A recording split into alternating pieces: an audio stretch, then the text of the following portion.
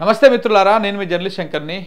మొన్న కొల్లాపూర్లో ముఖ్యమంత్రి రేవంత్ రెడ్డి గారు మాట్లాడిన మాటలు ఇప్పుడు కాంగ్రెస్ పార్టీలో ఇటు ప్రభుత్వంలో ప్రకంపనలు రేపుతా ఉన్నాయి, పెద్ద దుమారాన్ని రేపుతా ఉన్నాయి. మంత్రులు ఒక వర్గంగా ఏర్పడి 10 సంవత్సరాలు ఈయననే ముఖ్యమంత్రిగా ఉంటే మరి మేమేం చేయాలి అనేటువంటి తిరుగుబాటు స్టార్ట్ అయిందని చెప్పాలి. ఇప్పటికే కోమటిరెడ్డి రాజగోపాల్ రెడ్డి ఒక ట్వీట్ వేసిండు, చాలామంది ఎమ్మెల్యేలు ఆయనకు సంఘీభావంగా ఇంటర్నల్గా తెలిపిర్రు. ఇదంతా కూడా నడుస్తూ ఉంది. అయితే ఆ రోజు ఆయన మాట్లాడింది, ముఖ్యమంత్రి గారు రేవంత్ రెడ్డి గారు మాట్లాడింది ఒక నెరేషన్ని క్రియేట్ చేయడం కోసం, ప్రజల మైండ్ సెట్ను మార్చడం కోసం. అరే అవును కదా, నిజమే కదా, ఓ 10 ఏళ్ళు వాళ్ళు ఉన్నారు, 10 ఏళ్ళు ఇంకొక ఆయన ఉన్నాడు, 10 ఏళ్ళు ఇంకొక ఆయన ఉన్నాడు, ఇంకో ఇప్పుడు ఈయన కూడా 10 ఏళ్ళు ఉంటాడు అనేటువంటి ఆలోచన రావాలి అనేటువంటి విధంగా ప్రజల మైండ్ సెట్ను మార్చడం కోసం చిన్నగా ఒక స్పూఫింగ్ రెడీ చేస్తా ఉన్నానమాట. చిన్నగా ఈ నరేషన్ని బిల్డ్ చేసే కార్యక్రమానికి పూనుకున్నాడు రేవంత్ రెడ్డి. అంటే రేవంత్ రెడ్డే 10 సంవత్సరాలు ముఖ్యమంత్రిగా ఉంటాడు అని తెలంగాణ ప్రజలు మాట్లాడుకోవాలి ఏడ చూసినా కానీ. దానికోసమే ప్రయత్నాలు చేస్తూ ఉన్నాడు. అందుకే మన కొల్లాపూర్లో మాట్లాడితే ఏమన్నాడు, 1994 నుంచి 2004 దాకా 10 సంవత్సరాల పాటు 10 ఇయర్స్ టీడీపీ అధికారంలో ఉన్నది ఉమ్మడి రాష్ట్రంలో. దాని తర్వాత 2004 నుంచి 2014 దాకా కాంగ్రెస్ పార్టీ అధికారంలో ఉన్నది. వైఎస్ఆర్ గారు అధికారంలో ఉన్నారు. ఫస్ట్ టర్మ్ మొత్తం ఆయనే ఉన్నారు. సెకండ్ టర్మ్ అధికారంలోకి వచ్చిన తర్వాత ఆయన అకాల మరణం చెందారు. దాని తర్వాత రాష్ట్రం ఏర్పడినాక 2014 నుంచి 2023 డిసెంబర్ దాకా, అంటే 2024 దాకా దగ్గర దగ్గర 10 సంవత్సరాల పాటు కేసీఆర్ గారు అధికారంలో ఉన్నారు. ఇక ఇప్పుడు 2024 నుంచి 2034 దాకా, అంటే ఇప్పుడు ఆల్రెడీ 2 ఏళ్ళు అయిపోయింది, ఇంకా 8 ఏళ్ళు. అంటే ఈసారి అయిపోయినాక మళ్ళీ కూడా కాంగ్రెస్ పార్టీ వస్తుంది, మళ్ళీ కూడా నేనే ముఖ్యమంత్రి అవుతా అని చెప్పేసి మన కొల్లాపూర్ సభలో చెప్పిండు. ఇంకొక 10 ఏళ్ళు నేనే ముఖ్యమంత్రి అవుతా, ఆయన డైరెక్ట్గా నేనే అవుతా అని చెప్పిండు. ఇదే పాలమూరు బిడ్డను నేనే అవుతా, ఇక్కడ నుంచే మేము శాసనం చేస్తాము, పాలమూరు బిడ్డలే ఈ రాష్ట్రాన్ని పాలిస్తారన్నటువంటి విధంగా ఒక సెంటిమెంటు, పాలమూరు అనేటువంటి సెంటిమెంట్ తీసుకురావడము, నేనే ముఖ్యమంత్రి అనేటువంటి బలమైనటువంటి వ్యాఖ్యలు రాష్ట్ర వ్యాప్తంగా పోవాలి, ప్రజలు చర్చించుకోవాలి. జనాలు కూడా ఏంది, సరే 10 ఏళ్ళు నిజంగానే కదా, 10 ఏళ్ళు టీడీపీ అధికారంలో ఉన్నది, 10 ఏళ్ళు కాంగ్రెస్ పార్టీ అధికారంలో ఉన్నది, 10 ఏళ్ళు కేసీఆర్ అధికారంలో ఉన్నాడు, ఇంకొక 10 ఏళ్ళు ఈయన ఉంటాడు కావచ్చు అని చెప్పేసి ప్రజలు అనుకోవాలి, చర్చట్లు కావాలి, ఒక నెరేషన్ క్రియేట్ కావాలన్నటువంటి ఉద్దేశంతో ఈయన ఈ వ్యాఖ్యలు చేశారు. ఈ వ్యాఖ్యలు ఇప్పుడు కాంగ్రెస్ పార్టీలో అతలాకుతలం అవుతా ఉన్నది. మంత్రులందరూ తిరగబడుతూ ఉన్నారు. దాదాపు 5 మంత్రులు ముఖ్యమంత్రి మీద ఫిర్యాదు చేశారు. ఎవరు, మీనాక్షి నటరాజన్ దగ్గరికి వెళ్ళి కలిసిరు. ఇవాళ కలిసి ఫిర్యాదు చేసి, ఏంది ఇది, మన కాంగ్రెస్ పార్టీ అంటే రేవంత్ రెడ్డి సొంత పార్టీ, ఇది ఏమైనా ప్రాంతీయ పార్టీ, ఈ 5 సంవత్సరాలు ఉంటా అని చెప్పుకోవడం వేరు, కానీ ఇంకొక టర్మ్ కూడా నేనే ముఖ్యమంత్రిని ఉంటానటువంటి ఈ నిరేషన్ తీసుకుపోతా ఉన్నాడు. ఇది పార్టీకి ఏమాత్రం కూడా మంచిది కాదు. ఇప్పటికీ కాంగ్రెస్ పార్టీకి బ్యాడ్ నేమ్ అంతా కూడా కేవలం రేవంత్ రెడ్డి వ్యవహార శైలి వల్లనే వస్తూ ఉన్నది.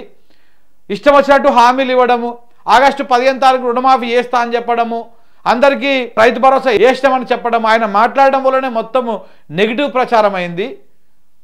దానివల్లనే కాంగ్రెస్ పార్టీ ఇప్పుడు గ్రామాల్లో తలెత్తుకునేటువంటి పరిస్థితి లేకుండా ఉన్నది.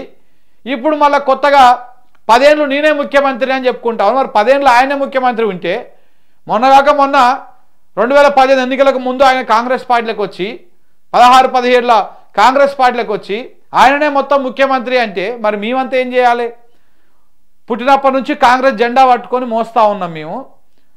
పార్టీ ఓడిపోయిన 10 సంవత్సరాలు ఆటుపోట్లకు ఎదుర్కొని ఉన్నాం మేము. పార్టీ సిద్ధాంతాలకు కట్టుబడి ఉన్నాము. మరి ఆయననే ఇంకా 10 సంవత్సరాలు ముఖ్యమంత్రి అంటే మరి మేమేం చేయాలి అని చెప్పేసి కీలక నాయకులు, మంత్రివర్గంలో ఉన్నటువంటి చాలా కీలక నాయకులు, కొంతమంది సత్వ బ్యాచ్ ఉన్నది, ఆ బ్యాచ్ ఎవరు కూడా రేవంత్ రెడ్డి అంటే కూసునే బ్యాచ్, లేదంటే లేసే బ్యాచ్, వాళ్ళు కాకుండా ఒక 5 సీనియర్ మంత్రులు మాత్రం మీనాక్షి నటరాజన్ గారికి సీరియస్గా కంప్లైంట్ చేశారట. ఇదైతే కష్టం. ఇట్లా అయితే ఒకవేళ కనుక ఇదే కొనసాగితే, ఇట్లనే ఆయన సొంత ఎజెండాలు కనుక ఇట్లనే కొనసాగించుకుంటూ పోతే రాష్ట్రంలో ప్రభుత్వం నడవదు. కాంగ్రెస్ పార్టీ ప్రభుత్వము పూర్తి స్థాయిలో, బేసిక్గా ఏ ప్రభుత్వం వచ్చినా కానీ 5 ఇయర్స్ ఉంటుంది. ఈ 5 ఇయర్స్ కాంగ్రెస్ పాలన ఉండదు. ఇది మధ్యలోనే ఈయన ఇట్లే పోతే ఆయన కింద పనిచేస్తుంది కాదు మేము ఉన్నది. మనకు 10 సంవత్సరాల తర్వాత అధికారం వచ్చింది. ఇప్పుడు మనం కొట్లాడుకుంటే మళ్ళీ పరిస్థితి వేరే వాళ్ళ చేతులకు పోతానటువంటి ఆ విషయంలో మేము కాంప్రమైజ్ అయినాము.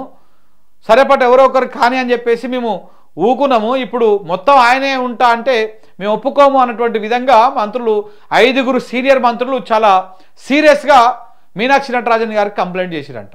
అయితే సోషల్ మీడియాలో వస్తున్నటువంటి కథనాల ప్రకారం మీనాక్షి నటరాజన్ గారు కూడా చాలా సీరియస్గా ఉన్నారండి ఈ అంశాల పట్ల, ఎవరు ఆయన మాట్లాడిన వ్యవహారం పట్ల. కానీ రేవంత్ రెడ్డి చాలా తెలివిగా మీనాక్షి నటరాజన్ని ఎవరిని కూడా ఆయన పట్టించుకుంటలేడు, ఆయన ఎవరిని పట్టించుకుంటలేడు. ఆయనకి ఏం తోస్తున్నదో అదే చేసుకుంటూ పోతా ఉన్నాడు. ఇప్పటికే మహేష్ కుమార్ గౌడ్ తోటి కొంత గ్యాప్ వచ్చింది రేవంత్ రెడ్డికి, చాలామంది మంత్రులతోటి గ్యాప్ వచ్చింది. ఇప్పటికీ పొంగులేటి దూరమైండు, ఉత్తమ్ కుమార్ రెడ్డి దూరమైండు, కోమటిరెడ్డి వెంకటరెడ్డి ఏదో పిలవంగానే పోతా ఉన్నాడు వస్తూ ఉన్నాడు, కానీ ఆయన కూడా ఇంటర్నల్గా మండుతూనే ఉందో వీళ్ళకు, మామూలుగా మండుతలేదు. ఇక బట్టి గారు అయితే ఎప్పుడైనా అధిష్టానం లాయాలిటీ. సో కాబట్టి ఇట్లా చాలామంది ఆయన తీరు పట్ల ఆయన వ్యవహారం పట్ల చాలా సీరియస్గా ఉన్నారు. శ్రీధర్ బాబు గారు కూడా ఆయనని ఎక్కడ కూడా కనపడకుండా ప్రభుత్వంలో మీరు చూడండి, అబ్జర్వ్ చేయండి, ఎంతసేపు ఉన్న రేవంత్ రెడ్డి, కోమటిరెడ్డి వెంకటరెడ్డి, ఉత్తమ్ కుమార్ రెడ్డి, బట్టి ఈ 4-5 మాత్రమే కనపడుతున్నారు. Sridhar Babu priority కనపడతలేదు, priorities. So ఇలా కొంత తగ్గించేస్తా ఉన్నారు అనమాట. వీళ్ళందరూ కూడా చాలా సీరియస్గా ఉన్నారు.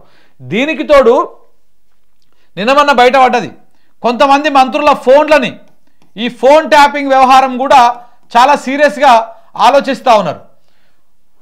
మంత్రులు ఒకరితోనొకరు మాట్లాడుకునే పరిస్థితి లేకుండా పోయింది.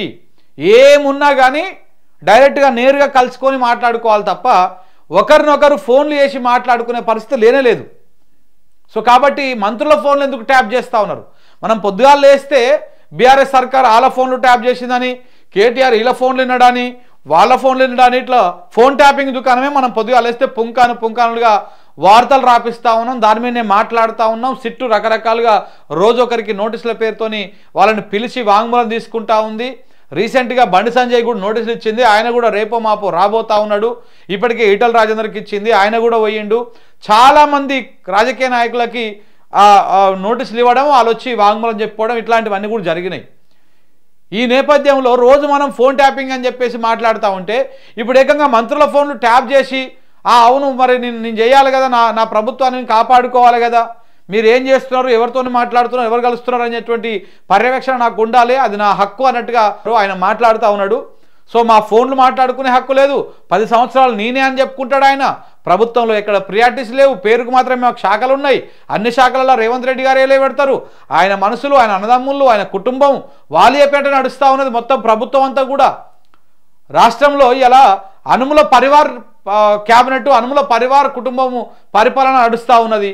మంత్రుల ప్రజాపాలన ఇంద్రమ్మ రాజ్యం అని చెప్పేసి మనం చెప్పుకుంటున్నాం పేరుకి, కానీ అలాంటిది ఏమీ లేదన్నటువంటి విషయాన్ని కూడా మంత్రులు వాళ్ళ లోపల వాళ్ళు వెళ్ళగక్కుతా ఉన్నారు, వాళ్ళ లోపల వాళ్ళు మసిలిపోతూ ఉన్నారు, సలసలా మసిలిపోతూ ఉన్నారు అనమాట.